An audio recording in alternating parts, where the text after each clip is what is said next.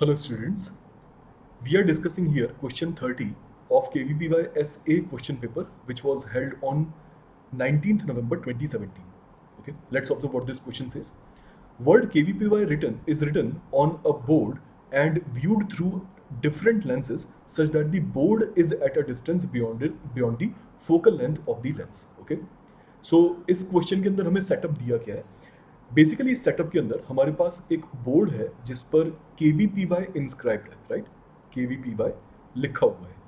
हमने इस बोर्ड को देखा एक इंस्ट्रूमेंट के थ्रू, एक लेंस के थ्रू, जो कि यहाँ कहीं पर रखा हुआ है सच दैट कि बोर्ड की स्पेसिफिकली हमें बताया गया है कि लोकेशन बियॉन्ड एफ है, राइट. इसका मतलब क्या हुआ कि हम यहाँ पर जो भी लेंस यूज करें, चाहे वो कन्वेक्स नेचर का हो या फिर कनकेव नेचर का हो, या फिर यू कैन से कि वो चाहे तो कन्वर्जिंग नेचर का हो या फिर डाइवर्जिंग नेचर का हो, both cases we can say कि यहाँ पर जो इमेज फॉर्मेशन होगा वो कन्वर्जिंग लेंसेज के लिए वर्चुअल नहीं हो सकता. Try to understand. Converging lens के लिए अगर object location F and optical centre के बीच में होती है, राइट, यहाँ कहीं होती है, तो उस केस में कन्वेक्स लेंस के अंदर आपको एक इरेक्ट या अपराइट एंड वर्चुअल इमेज मिलती है. एक्चुअली इस क्वेश्चन की कंडीशन के हिसाब से वो ऑप्शन रूल आउट हो जाएगा, राइट. सो इस चीज का हमें ध्यान रखना है एंड ऑब्वियसली ऑब्जर्वर इस साइड से इसे ऑब्जर्व करेगा. Now let us say this is the eye of the observer, right. So इस केस में हमें पता लगाना है कि कौन सा ऑप्शन या कौन सा स्टेटमेंट सही है. Let's start by reading the statements. So statement 1 कहता है कि image 1 has been viewed from the planar side of a plano concave lens and image 2 from planar side of a plano convex lens. ठीक है ना. यहाँ पर मैंने कुछ चीज़ें अंडरलाइन और कुछ चीज़ें सर्कल की हैं, इनके बारे में हम बात करेंगे थोड़ी देर में. पहले ऑप्शंस पढ़ लेते हैं या स्टेटमेंट्स पढ़ लेते हैं. स्टेटमेंट नंबर 2 कहता है image 1 has been viewed from the concave side of a plano concave lens and image 2 from the convex side of a plano convex lens.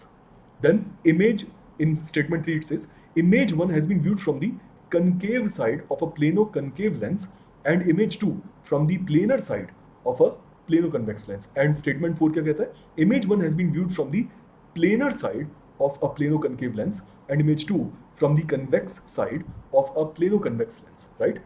So we have to determine कि इन सभी में से कौन सा option सही है. Now सबसे पहले हम बात करते हैं अंडरलाइंड कंडीशंस पर. आप अगर इन सभी स्टेटमेंट्स के अंदर स्टेटमेंट के इमेज 1 के फॉर्मेशन के बारे में बात करते हैं, राइट. इमेज 1 यानी कि ये वाली इमेज के बारे में बात करते हैं, तो इन सभी में देखेंगे कि एक ही तरह का लेंस इस्तेमाल किया गया है, राइट. इमेज 1 का फॉर्मेशन एक ही तरह के लेंस से हो रहा है, that is plano concave lens. Whereas अगर आप इमेज 2 की बात करते हैं तो इमेज 2 भी एक ही तरह के लेंस से हमेशा फॉर्म हुई है, that is plano convex lens. इसका मतलब यह है कि इमेज 1 फॉर्म करने के लिए हमने चारों स्टेटमेंट से चारों एक्सपेरिमेंट्स के दौरान सेम लेंस यूज किया and same goes for the image 2 also. Same lens हमने इमेज 2 को देखने के लिए भी इस्तेमाल किया है, राइट. सो इसका मतलब यह है कि इमेज किस तरह से फॉर्म हो रही है, किस लेंस से फॉर्म हो रही है, इसमें कोई डिस्प्यूट नहीं है. डिस्प्यूट किस में है? डिस्प्यूट इसमें है कि वहां पर हमने प्लेनर साइड से देखा या फिर कर्व्ड साइड से. नाउ इससे पहले कि मैं इस क्वेश्चन के एक्सप्लेनेशन पर आगे बढ़ूं, मैं आपको ये बताना चाहूंगा कि एग्जैक्टली सेम क्वेश्चन 5 नवंबर 2017 वाले पेपर के अंदर भी पूछा गया था. बस उस कंडीशन में यहाँ पर जो ऑप्शंस हैं, ये स्टेटमेंट्स हैं, स्टेटमेंट्स के अंदर स्लाइट डिफरेंस था. Okay, I am not going to highlight those differences right now. आप इसे बाद में अपने लेवल पर देख सकते हैं, बट माय पॉइंट बीइंग कि स्टेटमेंट्स में स्लाइट डिफरेंस है.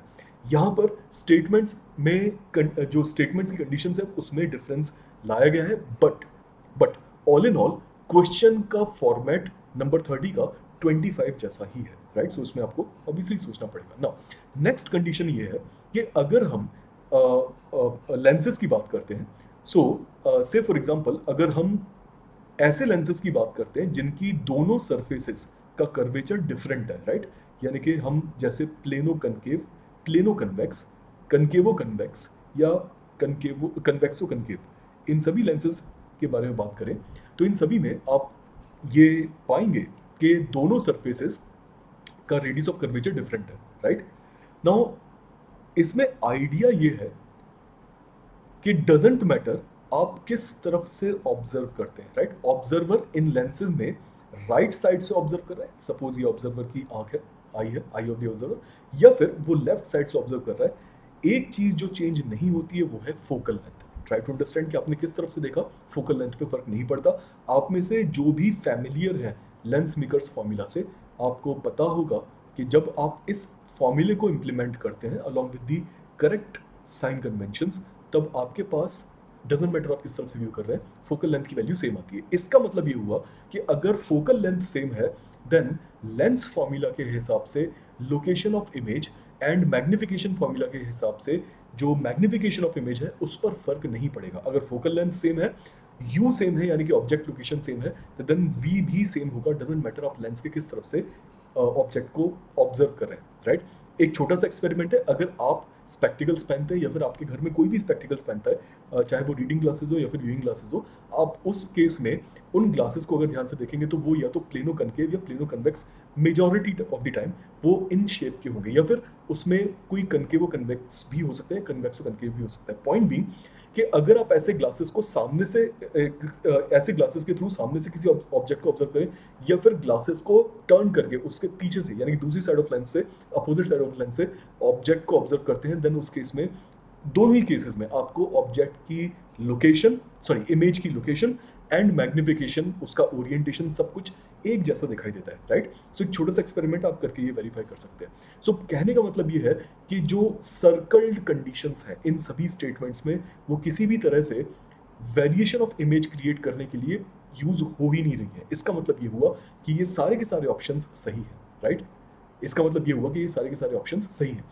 इन्हें सही बोलना क्यों सही है, मतलब ये क्यों सही है, बहुत सिंपल सी बात है कि यहाँ पर अगर हम बोर्ड की बात करते हैं, राइट, कंडीशन देखिए, आप बोर्ड की बात कर रहे हैं तो बोर्ड बियॉन्ड फोकस रखा हुआ है, right, and first image upright image है, right. Please try to observe कि first image vertical Y axis पर एंड हॉरिजॉन्टल एक्स एक्सिस पर अपराइट इमेज है, राइट। इसका मतलब ये हुआ कि अगर ऑब्जेक्ट बियॉन्ड फोकस रखा हुआ है and image still upright form हो रही है, तो इसका मतलब वहां पर nature of lens should be of diverging type, right. Diverging type कौन सा लेंस हमें यहाँ पर बताया गया, प्लेनो कनकेव, एंड सभी ऑप्शन के अंदर इमेज वन प्लेनो कनकेव से फॉर्म हो रही है, इसका मतलब वो सही है, right. Second condition, second image को देखिए, सेकंड इमेज ना ही सिर्फ वाई एक्सिस पर इन्वर्ट हुई है, rather also it is getting inverted in the x axis also, right। so please try to understand कि जब भी आप एक inverted image देखते हैं किसी भी लेंस के द्वारा, तो वो सारी एक्सेस पर, मतलब जो भी प्लेन की एक्सेस होंगी एक्स एंड वाई, उन सभी एक्सेस पर इन्वर्जन उस इमेज का होता है, right. And please try to observe कि अगर ऑब्जेक्ट बियॉन्ड फोकस रखा है तो इन्वर्टेड इमेज सिर्फ और सिर्फ एक कन्वर्जिंग नेचर के लेंस में ही फॉर्म होती है, and therefore plano convex lens should be the correct answer for formation of image 2। image 2 plano convex lens से ही फॉर्म होगी। इसका मतलब कि यहाँ पर image 2 सभी स्टेटमेंट्स के अंदर सही तरह के लेंस से फॉर्म होती हुई दिखाई दे रही है, plano convex in all of these cases, सभी केसेस में प्लेनो कन्वेक्स सेकंड इमेज के लिए इस्तेमाल किया गया। इसका मतलब ये सारे स्टेटमेंट सही है, option D becomes your correct answer, right. Option D becomes your correct answer. मैं फिर भी एक बार 5 नवंबर के पेपर के अंदर आपको बता दूं कि इसका भी करेक्ट आंसर ऑप्शन डी था। प्लीज ऑब्जर्व, इस क्वेश्चन का भी करेक्ट आंसर ऑप्शन डी था, बट उसमें स्टेटमेंट 1 सही नहीं था बिकॉज इमेज 1 के लिए प्लेनो कन्वेक्स लेंस का इस्तेमाल किया गया है। प्लीज ट्राई टू ऑब्जर्व, सब कुछ सेम है, बट यहाँ पर स्टेटमेंट 1 के अंदर कंडीशन गलत गिवन है। यहाँ पर प्लेनो कन्वेक्स लेंस के को बोला गया है कि यहाँ पर हमने इस्तेमाल किया है for forming image 1, which is not possible अगर ऑब्जेक्ट बियॉन्ड फोकस रखा हुआ है, राइट। सो इस अंडरलाइंड प्रॉब्लम के कारण से स्टेटमेंट 1 5 नवंबर के पेपर के अंदर इस क्वेश्चन के अंदर सही नहीं था, but whereas in 19 November question paper वो सही तरीके से एक्सप्लेन्ड है, सही तरीके से लिखा हुआ है, right. So option D all 4 are correct. I hope आप सभी को ये समझ में आया होगा, एंड इन केस अगर आप वेदांतु एकलव्य के बारे में और ज़्यादा जानना चाहते हैं तो आप इसे गूगल पर सर्च कर सकते हैं। Best of luck.